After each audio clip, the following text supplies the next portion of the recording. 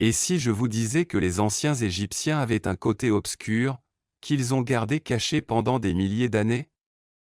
Préparez-vous à être surpris, car les scientifiques ont fait des découvertes révolutionnaires qui changent tout ce que nous pensions savoir sur cette mystérieuse civilisation. Numéro 1. Entrepôt d'outils de momification en Égypte. En Égypte, une équipe d'archéologues tchèques a fait une découverte surprenante dans le cimetière d'Abusir, mettant à jour le plus grand entrepôt d'embaumement connu à ce jour. La découverte d'un entrepôt d'outils de momification en Égypte a provoqué une grande surprise parmi les archéologues. Cet entrepôt, découvert sur le site d'Abusir par l'Institut tchèque d'égyptologie de l'Université Charles de Prague, est le plus grand jamais découvert dans le pays.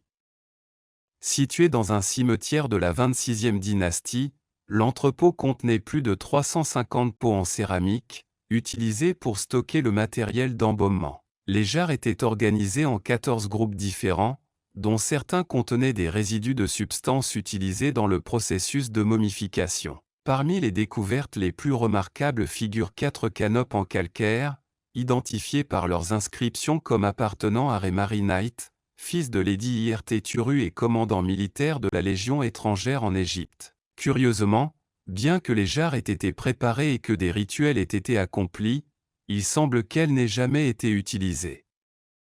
Cela suggère que Mary Knight s'est peut-être remise d'une maladie grave ou que ses proches n'étaient pas satisfaits du travail d'embaumement effectué. Numéro 2. Le lit de Toutankhamon. De nouvelles recherches suggèrent que le roi Tut aurait dormi dans la première version d'un lit de camp moderne.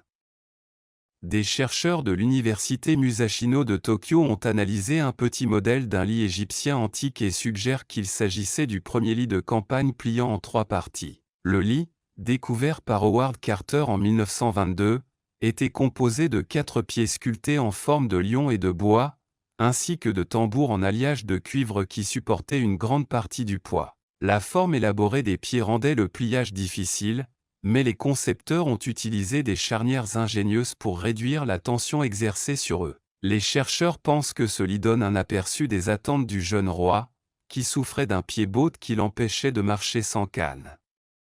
Malgré ses limitations physiques, il rêvait de camper et de chasser. Selon Naoko Nishimoto, l'un des chercheurs du projet, même si le frêle roi n'a probablement pas participé à des expéditions longues ou fatigantes, il aimait l'idée du camping et de la chasse. Son lit de camp est, en un certain sens, poétique. Des traces visibles d'essais et d'erreurs montrent que les artisans qui ont travaillé à la production du lit n'avaient pas d'autres lits pliants en 3 parties comme référence. Numéro 3. Collection de têtes de bélier. Lors de fouilles début 2023 dans le temple de Ramsès Ier à Abydos, dans le sud de l'Égypte, une équipe de l'Institut pour l'étude du monde antique de l'Université de New York a découvert au moins 2000 têtes de bélier momifiées datant de la période ptolémaïque, ainsi que plusieurs autres restes d'animaux. Cette découverte fournit des informations sur le site sur une période s'étendant sur plus de 2 millénaires.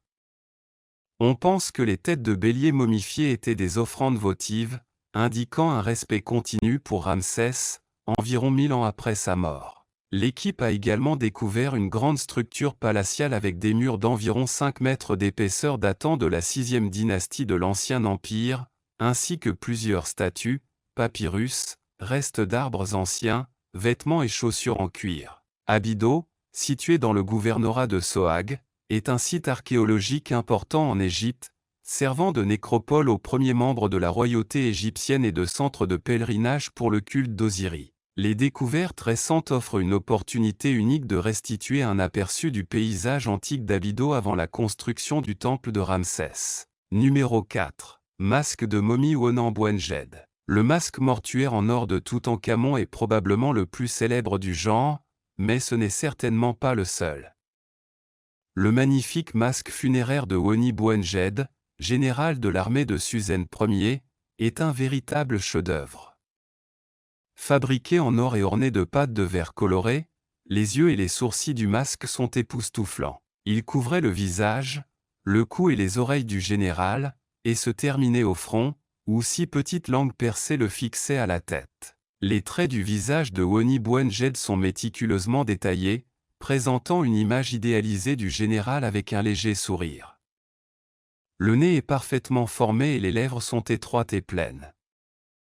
Curieusement, les oreilles ne sont pas symétriques, celles de gauche dépassant davantage que celles de droite. Le tombeau du général, découvert dans la nécropole royale de Tany par Pierre Montet, contenait non seulement le masque d'or mais aussi de nombreux bijoux, dont des pectoraux en or, des bagues, des bracelets et des figurines. Parmi les découvertes les plus remarquables de la tombe figuraient 3 délicats bols en or et en argent et une statuette en lapis-lazuli représentant un bélier. De plus, 4 jarres canopes et de nombreux chaptis ont été retrouvés à l'extérieur du sarcophage. Numéro 5. Dents humaines. En septembre 2022, une découverte extraordinaire a été faite dans la nation européenne de Géorgie, une dent humaine vieille de 1800 à 2000 ans. Cette découverte renforce la théorie selon laquelle la Géorgie abritait certains des premiers établissements humains d'Europe, et peut-être l'un des plus anciens en dehors de l'Afrique. La dent, trouvée dans le village de Kvemo-Orozmani, dans la municipalité de Dmanisi, appartient à une espèce humaine primitive. Ce site avait déjà donné lieu à des découvertes surprenantes dans le passé, comme celle d'un crâne humain vieux de plus d'1 million d'années à la fin des années 1990. Bien que la dent soit beaucoup plus jeune, elle n'en reste pas moins significative, car elle renforce l'hypothèse selon laquelle cela pourrait être le cas. Ont été l'un des premiers endroits où les humains se sont installés après avoir quitté l'Afrique. Cependant, l'honneur du fossile humain le plus ancien revient à une mâchoire partielle découverte en Éthiopie, datant d'il y a 2,8 millions d'années. Cette découverte récente en Géorgie pourrait modifier notre compréhension des premières années du développement humain et de son expansion en dehors de l'Afrique. Numéro 6. Tombe de l'âge du fer à Corinaldo, Italie. En 2020, lors de la planification d'un nouveau complexe sportif dans la ville italienne de Corinaldo, l'une des tombes de l'âge du fer les plus remarquables d'Italie a été découverte. Bien que l'identité de l'homme enterré soit inconnue, les objets trouvés dans la tombe, dont un char, indiquent qu'il s'agissait d'une figure royale, peut-être d'un prince ou même d'un roi. On pense qu'il appartenait à la culture pisan, une tribu qui vivait sur la côte adriatique italienne il y a environ 2700 ans. Les Pisans étaient des partenaires commerciaux des anciens Grecs, mais furent complètement décimés par les Romains en 286 avant JC, entraînant la perte de leur culture. Un casque et une crosse en bronze, des armes et plus de 100 récipients en céramique ont été trouvés dans la tombe, suggérant son statut élevé. Numéro 7. Merveille acoustique d'Alapu. L'Iran ne manque pas de beaux bâtiments anciens, mais peu peuvent rivaliser avec la beauté d'Alapu, construit pendant l'ère safavide de l'Empire perse au début des années 1600 sur la place Nakhchivan à Ispahan sur ordre de Shah Abbas Ier. Une pièce du palais est la salle de musique, où le roi divertissait ses invités et organisait des fêtes et des réceptions royales. Les scientifiques et les architectes le considèrent comme un chef-d'œuvre de l'ingénierie acoustique. Les doubles parois, avec leurs diverses niches creusées en forme de vase, sont conçues pour absorber les échos et créer un système sonore quadriphonique des siècles avant que cela ne soit possible grâce à la technologie électrique. Si vous vous teniez au centre de la pièce et applaudissiez, vous n'entendrez aucun écho, malgré la vaste taille de la salle. Cette conception incroyablement intelligente permettait à tous les invités des fêtes du roi d'entendre chaque note des musiciens jouant des instruments tels que le setar et le kamanché sans distorsion. Les niches agissent comme des diffuseurs de son, affichant une incroyable sophistication acoustique d'il y a 400 ans. Numéro 8. Portrait de momies réalistes. Une équipe d'archéologues a découvert des portraits réalistes de momies ainsi que d'autres artefacts dans l'ancienne ville de Philadelphie, en Égypte. Les portraits sont d'un réalisme impressionnant et capturent l'apparence du défunt. Des objets supplémentaires ont également été découverts, comme un bâtiment funéraire et une statue de la déesse Isis Aphrodite. De plus, des papyrus contenant des écrits en démotique et en grec ont été découverts et fournissent des informations sur la société, l'économie et la religion de l'époque. Les propriétaires des portraits appartenaient probablement à la classe moyenne ou à l'élite en raison du coût de commande de ces peintures personnalisées. Il s'agit d'une découverte historique en raison de la rareté des portraits de momies et de la difficulté de mener des fouilles archéologiques dans la région. Numéro 9. Le Sérapéum d'Alexandrie. Les temples jouaient un rôle extrêmement important dans le monde antique. Quelle que soit la civilisation à laquelle vous faites référence, vous trouverez toujours des temples dédiés aux dieux. Ces temples étaient aussi imposants et majestueux que les dieux eux-mêmes qui y étaient vénérés. Le Sérapéum d'Alexandrie en est un exemple frappant. Ce magnifique temple est un exemple clair d'un lieu qui transcende deux mondes puisque, comme beaucoup d'entre vous le savent probablement, Alexandrie est située en Égypte, mais le temple lui-même a ses racines dans la culture grecque. C'est parce qu'il était situé dans le quartier grec de la ville. Le Sérapéum, un ancien temple, était une destination très prisée des pèlerins et des touristes du monde entier. Il était largement connu pour ses incroyables pouvoirs de guérison, qui attiraient des gens du monde entier cherchant à soulager leurs maux. De plus, le temple était célèbre pour ses rituels liés à la fertilité, qui amenaient de nombreux couples à s'y rendre pour prier et demander la bénédiction d'avoir des enfants.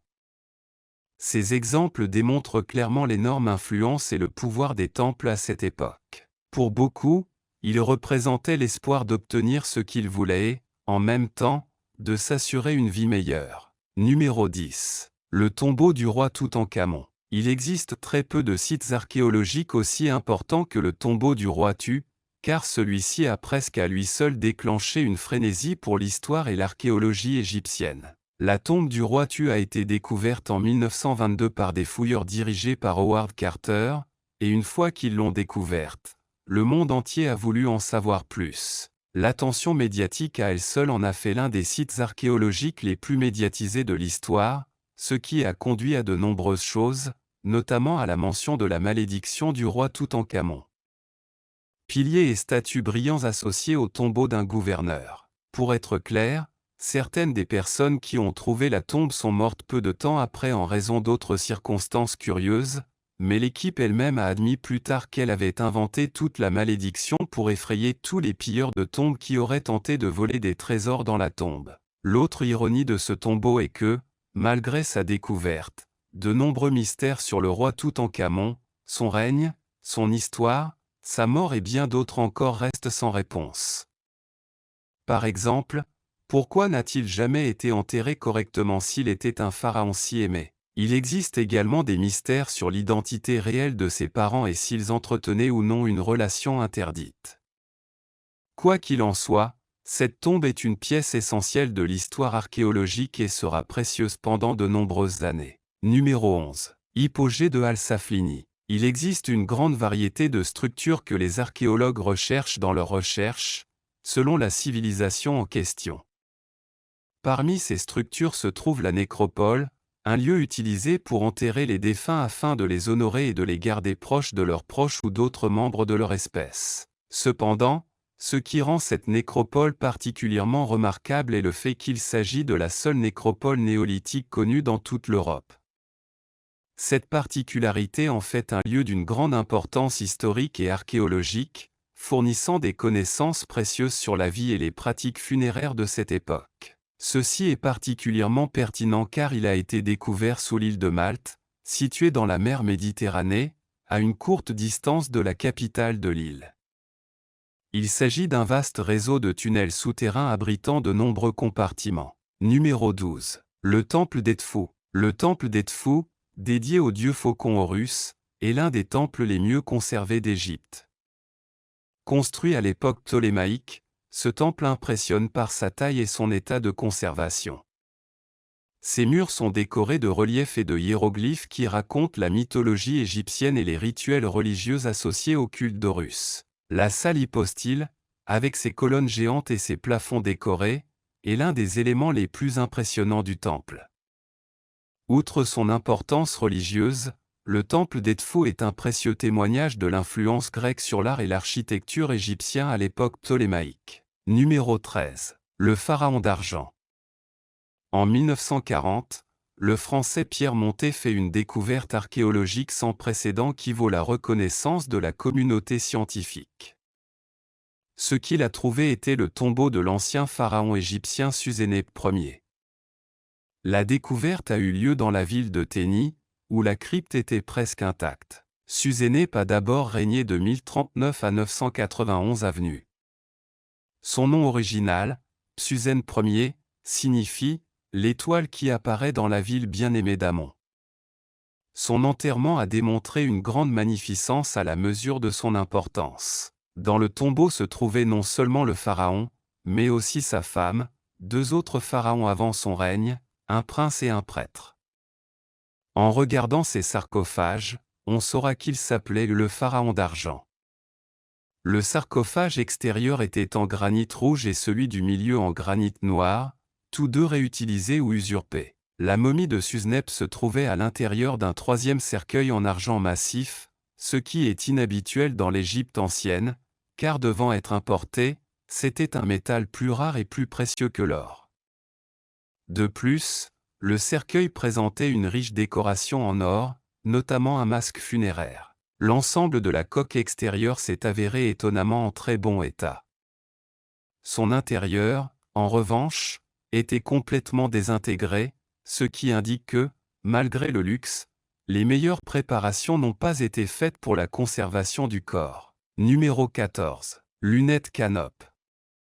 Le processus de momification des Égyptiens consistait en l'extraction des principaux organes puis en la réalisation d'un processus de momification séparé. Plus tard, ils ont été conservés dans des conteneurs spéciaux placés à côté de la momie. Nous faisons référence au jar Canop, une constante tout au long de l'histoire de l'Égypte et qui constitue aujourd'hui une précieuse source d'information pour les archéologues. Ils étaient généralement fermés par une dalle plate depuis la découverte du procédé, mais au début du Nouvel Empire, le bouchon prenait la forme de la tête du défunt et de divers animaux. Des siècles plus tard, la tête de ces différents vases protégeait l'orgue qui le renfermait.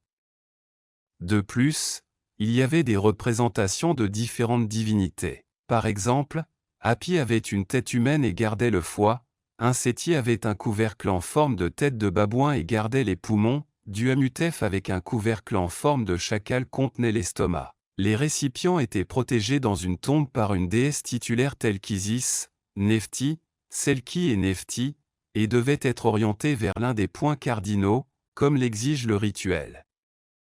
Dans cette culture ancienne, on croyait que s'ils n'étaient pas bien entretenus, les défunts ne ressusciteraient pas dans l'au-delà.